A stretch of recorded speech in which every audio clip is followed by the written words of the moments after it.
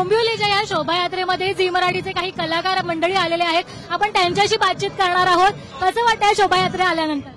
खूप मस्त वाटतंय, खूप मजा येते आणि डोंबिवलीकरांचा हा उत्साह बघून तर खूपच मजा येते. मी अशी रॅली किंवा अशा ह्याच्यात कधी भाग घेतला नव्हता. आज झी मराठीच्या निमित्ताने आम्ही सगळे कलाकार इकडे आलोय आणि हे बघून तर खूपच मस्त वाटतंय.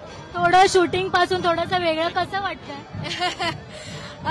शूटिंग पासनं इथे आल्यामुळे थोडीशी सुट्टी आहे आणि हे बेसिकली होतं असं, आपण टीव्हीवर काम करत असताना आपल्याला कसं वाटतंय, काय त्यांना वाटतंय त्याच्या प्रतिक्रिया मिळत नाहीत, पण इथे आल्यावर आम्हाला ऍक्च्युली रस्त्यावर त्या प्रतिक्रिया समोरून मिळत आहेत आणि सगळेजण बघतात झी मराठी, आम्ही तुमचं काम बघतो, नावाने ओळखतात आणि मग पुढे काय होणार आहे वगैरे पण विचारतात.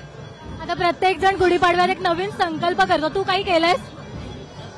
नवीन संकल्प मला असं वाटतं की माझी स्वतःची काळजी घेणे, म्हणजे हेल्थ वाईज काळजी घेणे, कारण फायनली दुसरं कोणी करत नाही, ते फक्त आपल्याला करायचं असतं. म्हणजे आई बाबा आपली काळजी घेतात, पण हेल्थची काळजी आपल्यालाच घ्यायची असते.